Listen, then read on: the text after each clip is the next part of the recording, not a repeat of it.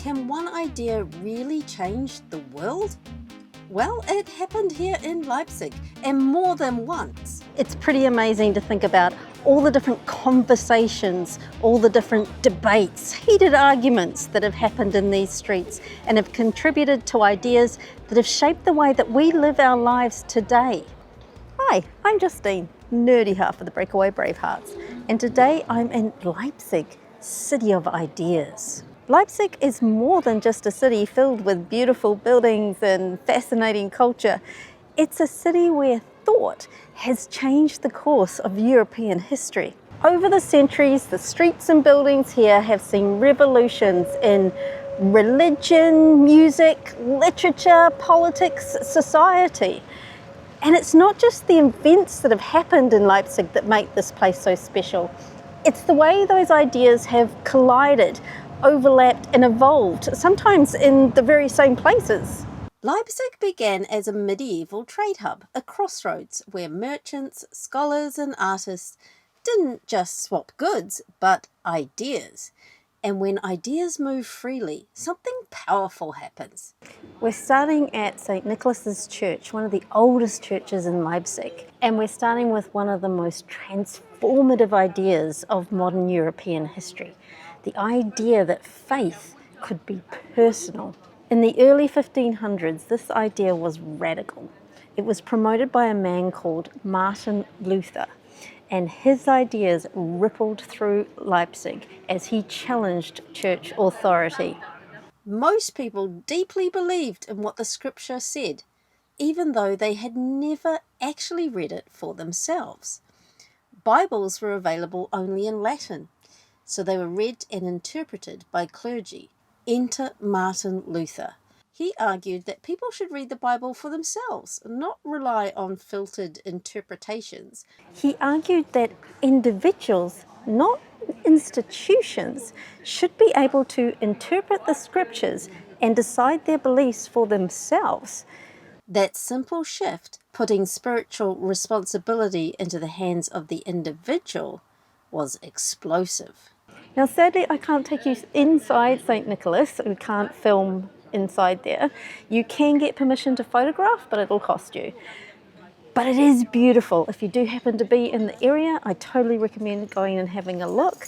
The architecture inside is quite different. There's beautiful pastels and motifs on the roof that are really quite unique. So grab a look at this one. Luther's strong ideas managed to get him excommunicated and forced into hiding. This actually turned out to be a brilliant move. It gave him the space and time to begin translating the New Testament into everyday German, creating a version that ordinary folk could read. Then, in another brilliant move, he found a way to get his translated Bible into as many hands as possible. Because Luther had picked up on another idea that was also circulating the intellectual circles of Leipzig at the time, and that was the idea of democratizing knowledge. The invention of the printing press is on par with the invention of the internet. Suddenly, knowledge could be spread so much wider, so much further, and anyone who could read could gain access to it. You didn't have to go to church and have the Bible read to you. You could read it for yourself and make up your own mind. And not just the Bible. Everything started to go into print. Before printing, books were copied by hand. Slow, expensive, and therefore accessible only to the elite. But all that changed in 1440 when the printing press was invented by Johannes Gutenberg in Mainz. In the 15th and 16th century, the technology spread to Leipzig, and because of its central role as an economic and academic hub, this city became a major leader in the printing industry. The city's book fairs and printing houses made knowledge accessible to more people than ever before, and ideas spread fast. Luther's Bible became a bestseller with hundreds of thousands of copies in circulation during his lifetime. This is the Bibliotheca Albertina, and it's one of the most significant libraries in Germany. It was founded in 1543 and has just grown and grown and grown throughout the centuries since then. It was destroyed by Allied bombing in 1943, and then kind of went into disuse for a period during the GDR. But then it was restored after reunification, and it thrives today as a hub for students and academics alike. In fact, in there at the moment, it's housing an exhibition because it happens to have the largest collection of Egyptian papyrus of all things. The space is dedicated to learning and sharing ideas. This is the Old Town Hall, now a city museum, and it's here where the idea of self-governance had really taken root. It was built in 1556 by Hieronymus Lotter, one of Leipzig's key Renaissance architects, and it's considered one of the prime Renaissance-era buildings in Leipzig. And you can tell it's Renaissance by the features, like the arcades on the bottom floor, and it's got a asymmetrical facade, so there's 3 towers on one side and 2 on the other. Later on in Baroque and Neoclassicism you wouldn't get that asymmetry. Plus you've got naturalistic details in the stonework, you've got ornamental gables, and there's a corner tower. It operated as the centre of Leipzig's early medieval civic life. A lot of important Reformation decisions were made in here.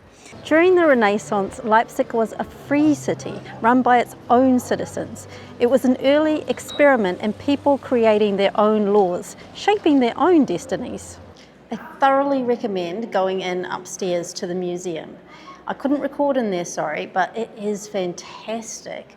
Especially the top floor, which has all the modern history of Leipzig, really well done, and very kindly they've provided translations in English. Entrance is free, so don't miss it. Speaking of recommendations, might I also suggest you hit subscribe and the notifications bell. We love our subscribers, thank you so much. You help us spread the message of history, culture, and the importance of learning from the world around you.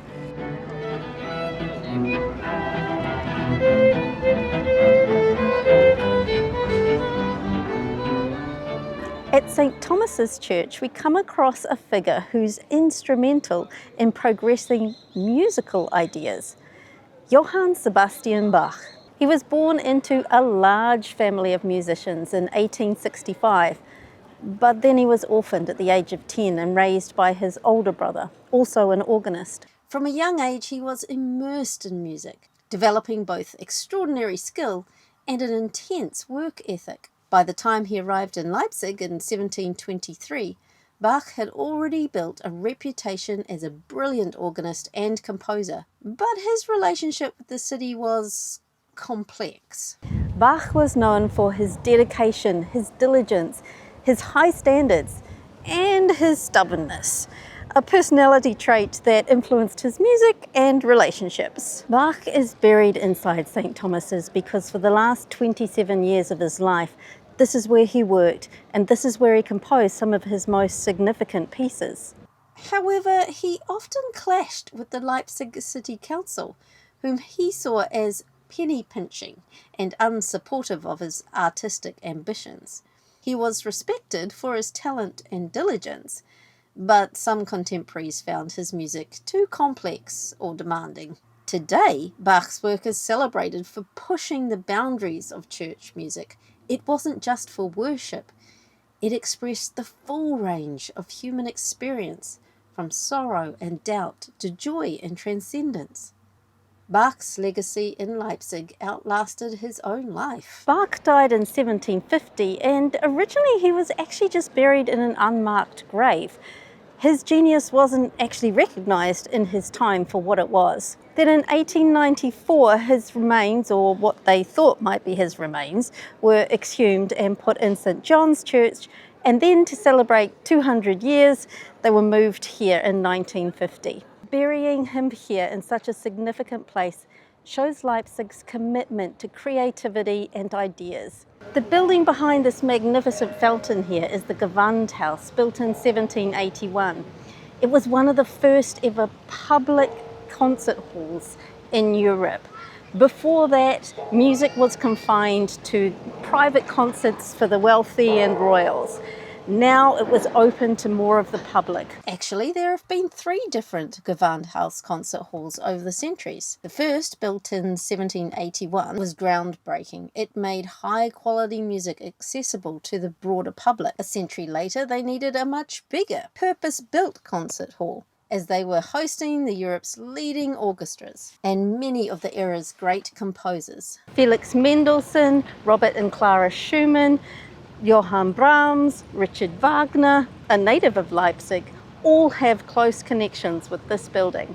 Then after its destruction in World War II, the current building was completed and still stands today as a place where community and culture come together. The city was a magnet for thinkers, most of them congregating over a drink or two in places like Auerbachs, Keller, an iconic spot famously featured in Goethe's Faust. Goethe was actually born in Frankfurt, but at the age of 16 he moved to Leipzig to study law, because that's what his father wanted him to do. By then, Leipzig was already known as a vibrant intellectual cultural centre, known for its universities and book fairs. So while Goethe was supposed to be studying law, he kind of got a little bit distracted and focused more on philosophy and literature. He started attending poetry readings and started creative writing for himself. And he developed a unique personal voice, blending German tradition with Enlightenment ideals and a focus on personal experience. The Enlightenment grew from the Reformation's focus on the individual and added the belief that reason and education could improve society. Leipzig's openness to new ideas and its lively social life made it an ideal environment for a young intellectual. Goethe soon fell in love with Leipzig, calling it a little Paris that educates its people. Goethe's early works were well received by the literary circles of his time, and his later works became cultural phenomenon. He explored taboo subjects like forbidden love, and he questioned established social and religious norms. His ideas were seen as innovative and sometimes controversial. Here, Goethe sets scenes from Faust, a story about the quest for knowledge and meaning. Faust asks what it means to live fully and know deeply. It's a powerful reminder that freedom isn't only political. With civic identity came civic responsibility. By the 19th century, civic life was no longer just about town halls and concert halls. It was about factories, workers, and the shifting rhythm of modern life. Industrialization promised prosperity, but it also raised questions about inequality and the cost of progress. The idea of social responsibility, how to balance growth with fairness, became central to debates in Leipzig's factories, cafes, and meeting halls. And someone who was committed to wrestling with these ideas was writer and activist Louise Otto Peters. This is her statue behind me. As Leipzig's factories and workshops transformed the city, it wasn't just men shaping its future. Women like Louise Otto Peters, a writer and activist, led the charge for social reform. Louise was a pioneer, and she's sometimes called the mother of the German women's movement, which could be why they put her statue here in what was the first ever children's playground for the city. You could probably hear the kids playing around me. The park is packed. I'm not going to show it to you because they're kids, but it looks like a fun place to be. Louise was actually orphaned quite young, and she supported herself through her writing. As she watched Leipzig grow through the industrial period of the 19th century, she became very concerned about social growth, social justice, and women's rights. Leipzig was not only an industrial powerhouse, but also the cradle for the German women's movement. In 1865, Otto Peters founded the Leipzig Society for the Education of Women and organised the first major German women's conference in the city. She argued for better education and better working conditions for women in the industrial economy. Her life and her activism showed that Leipzig's industrial era wasn't just about machines and factories.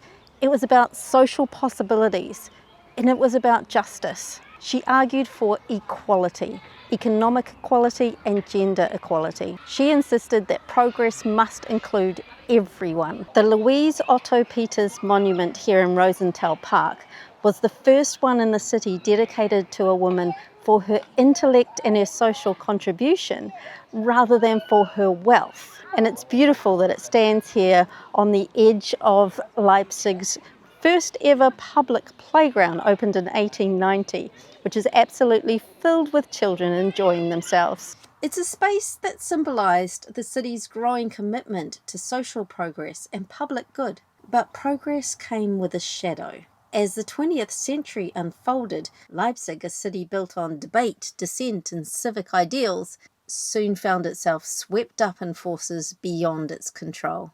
The devastation of World War II left much of the city in ruins. There was a widespread hunger for rebuilding, fairness, and a society that would work for ordinary people.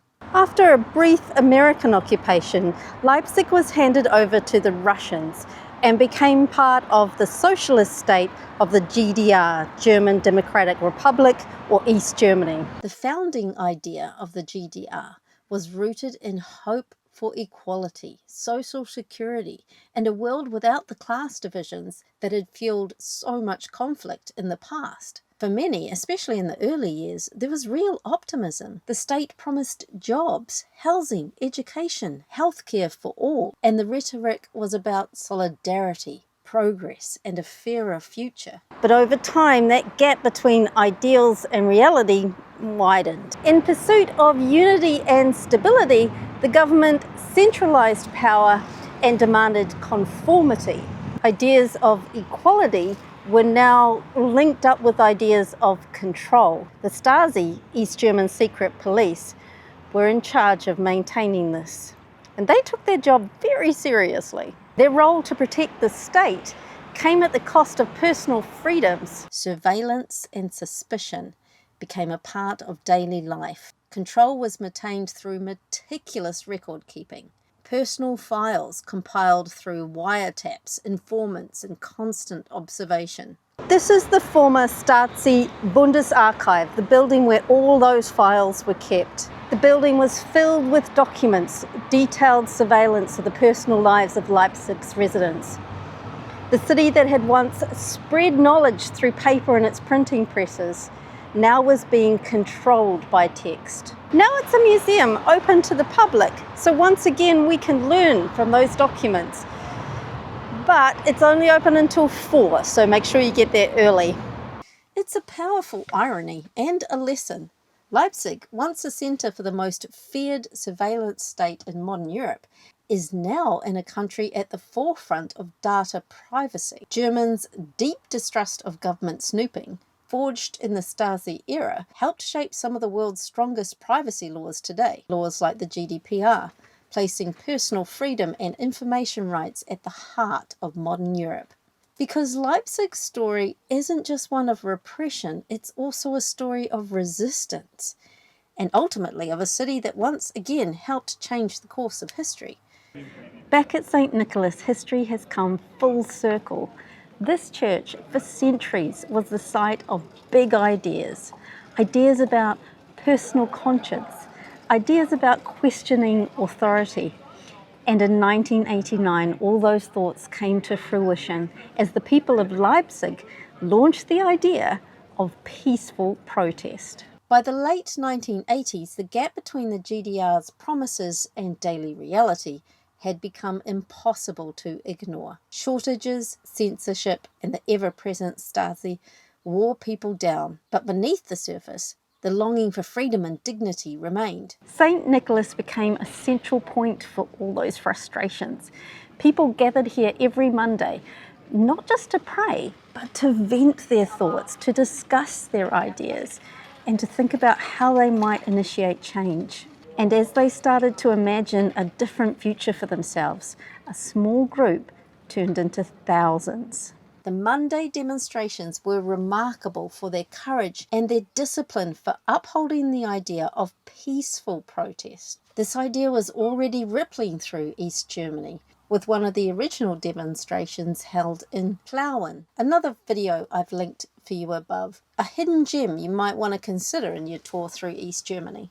Protesters carried candles, not weapons, and they chanted the phrase, Wir sind das Volk, we are the people. They were claiming the right to create their own society, determined by themselves. Authorities tried to intimidate them, but every Monday the demonstrations grew and grew. What happened here in Leipzig sent shockwaves across East Germany. Suddenly the idea that acting together without violence could be more than just a hope, but could actually really create change across the nation, became something feasible. The ripple effect lasted all the way to the Berlin Wall. It effectively ended the GDR and brought back democracy and hope. Today, St. Nicholas Church stands not just as a place of worship, but as a reminder that ordinary people can protect their freedom just by standing peacefully together, demanding something better. So walking through Leipzig today, you don't just see beautiful buildings. You see the story of how ideas have shaped the world, from conscience and freedom, art and protest. Every thinker, writer, musician, activist and generation adds a new layer to the city's living history. Next I'm headed to Zwickau, an intriguing little German city not too far from here, about an hour by train. I hope you will join me there. Until then, happy travels everyone!